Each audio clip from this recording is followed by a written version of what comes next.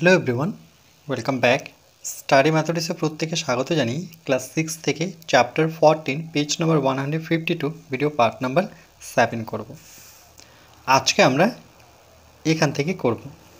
এখানে 4টি ছবি আছে, যেমন প্রথম ছবি, দ্বিতীয় ছবি, তৃতীয় ছবি, চতুর্থ ছবি। সেলিম আজ অনেক ছবি এঁকেছে। সেই ছবিগুলির মধ্যে সরলরেখা, রশ্মি, সরলরেখাংশ খোঁজার চেষ্টা করি। তাহলে আমরা এবার শিখব কোনগুলো সরলরেখা, কোনগুলো রশ্মি আর কোনগুলো সরল রেখাংশ।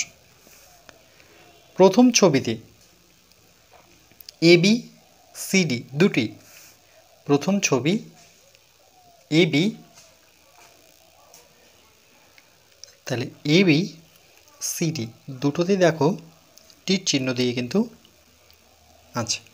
যখনই আমরা এই চিহ্নটুকু পাবো তাহলে সেক্ষেত্রে বুঝে নিতে হবে এটি সরল রেখা। তাহলে এখানে এটি হবে সরল রেখা।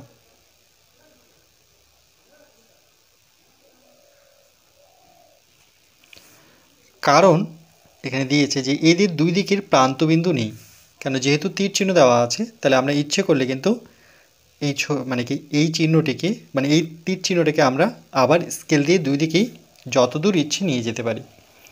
এই জন্য এদের দুই দিকের প্রান্তবিন্দু নেই বলে এরা সরল রেখা। এদের লেখা হয় কিভাবে? লিখব আমরা এবি, এবি লিখব, কিন্তু এই চিহ্নটিই দিব, যেমন চিহ্নটি দেখতে পাচ্ছেন দুই দিকেই তীর চিহ্ন, ইচ্ছে করলে এটাকে আরও আমরা লম্বা নিয়ে যেতে পারি। এটার অর্থ কিন্তু এটাই বোঝায়।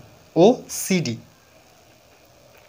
আবার এবি ও সিডি সমান্তরাল পরস্পরচ্ছেদী সরলরেখা। সমান্তরাল কি ছেদী। তাহলে দেখো এবি এভাবে আছে, সিডি এভাবে আছে, তাহলে পরস্পরকে কি মাঝখানে ছেদ করেছে, তাহলে এটাকে লিখতে হবে পরস্পরচ্ছেদী সরলরেখা, অর্থাৎ এই কথাটা এখানে বসাবো। কিন্তু দ্বিতীয় ছবিতে ও এক্স ও এন ওয়াই, এই যে দ্বিতীয় ছবি একটি টর্চ দেখতে পাচ্ছি, ও এক্স এই দিকটা যাচ্ছে, টর্চের আলো কিন্তু সব দিকে ছড়িয়ে পড়ে, তাহলে ও এক্স আর একটা যাচ্ছে এন ওয়াই। এখান থেকে যেহেতু যাচ্ছে তাহলে তীর চিহ্নটা কিন্তু এখানে আছে, দেখো এখান থেকে আলোটা যাচ্ছে, তাহলে এই দিকটায়, এখানে কিন্তু তীর চিহ্ন নেই, কেন এখানটায় হবে না। যখনই টর্চ মারবো আমরা তো আলোটা কি একদিকে যাবে, সব দিকে ছড়িয়ে পড়বে, কিন্তু যেহেতু সব দিকে যাচ্ছে তাহলে এভাবে যাবে, তাহলে একদিকেই তীর চিহ্ন পাবো। এগুলোকে আমরা সাধারণত রশ্মি বলে থাকি। এদের একদিকের প্রান্তবিন্দু যথাক্রমে ও এন, ও এন, কিন্তু অপর দিকে প্রান্তবিন্দু নেই।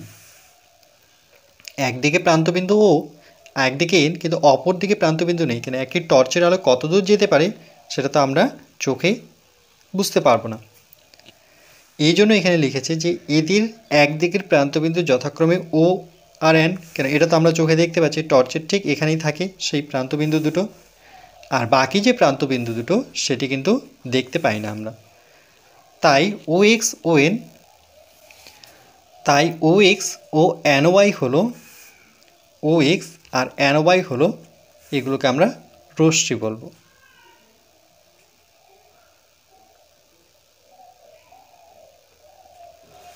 এদের লিখব কিভাবে? এদের লিখব যেহেতু একদিকে তীর চিহ্ন, তাহলে ও এক্স তীর চিহ্নটা এইভাবে দেব আমরা, ও এক্স প্রথমে ও বসাবো, এক্সের দিকে যেহেতু তীর চিহ্নটি আছে তাহলে এক্স যেখানে আছে সেইভাবে দেব। যেমন এন ওয়াই, ওয়াই এন নয়, এখান থেকে যাচ্ছে তাহলে ওয়াইয়ের দিকে তীর চিহ্নটি হবে, এই যে দেখো ওয়াইয়ের দিকে।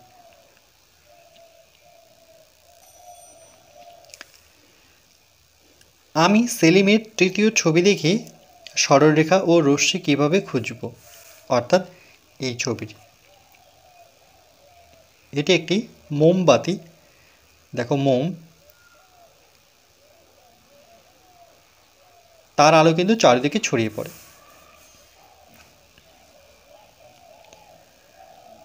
দেখছি ইউভি, ইউভি রশ্মিটি এভাবে গেছে, এখান থেকে যেহেতু স্টার্টিং পয়েন্ট শুরু, তাহলে একদিকে আমরা তীর চিহ্ন দিতে পারবো। ঠিক একইভাবে এবি, অর্থাৎ এই রশ্মিটি, দুটোই কি এখানে দুটোই হচ্ছে রশ্মি।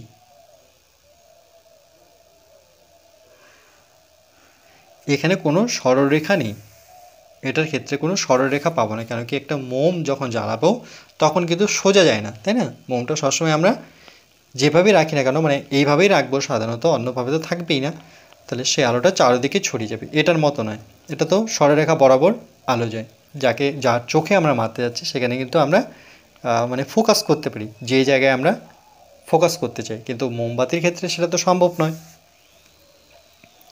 তাই এদের কোনো সরলরেখা নেই। যদি কোশ্চেন আছে সরলরেখা নেই এরকম একটি রশ্মির নাম, তাহলে মোম। টর্চের যেমন সরলরেখা আছে, কিন্তু চতুর্থ ছবিতে অর্থাৎ এই ছবিটাতে ড্যাশ ও ড্যাশ সমান্তরাল সরলরেখা।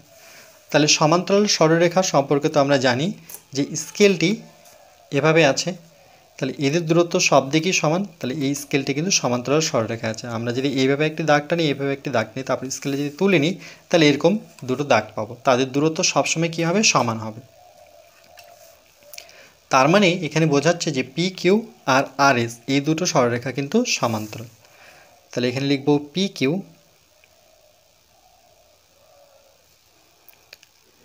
আর এস সমান্তরাল সরলরেখা।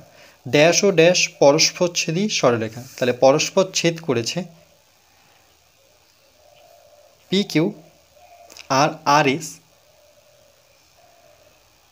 না, এখানে বলেছে যে ড্যাশ ও ড্যাশ পরস্পরচ্ছেদী সরল রেখা এবং ড্যাশ ও ড্যাশ রশ্মি।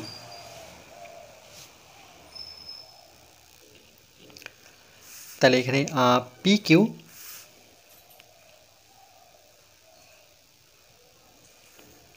ও এই পি কিউ সরলরেখাকে ছেদ করেছে ইএফ।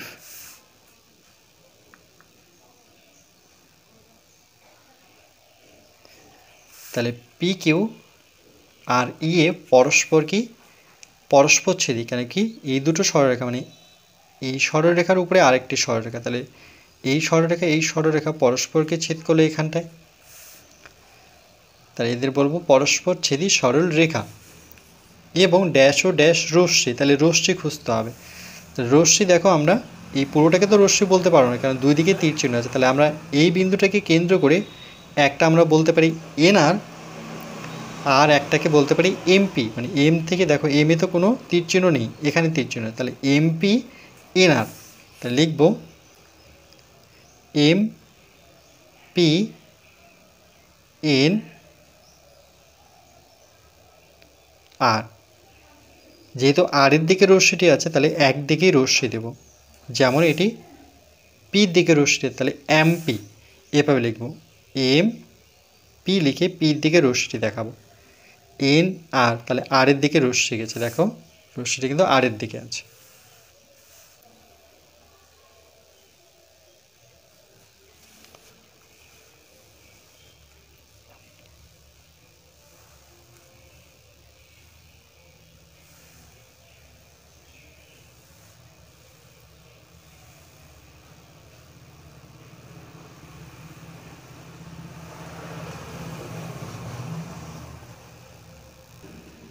এরপর বাকি আলোচনাটুকু আমরা পার্ট 8 কোষে দেখি 14 দাগের অঙ্কগুলো করব।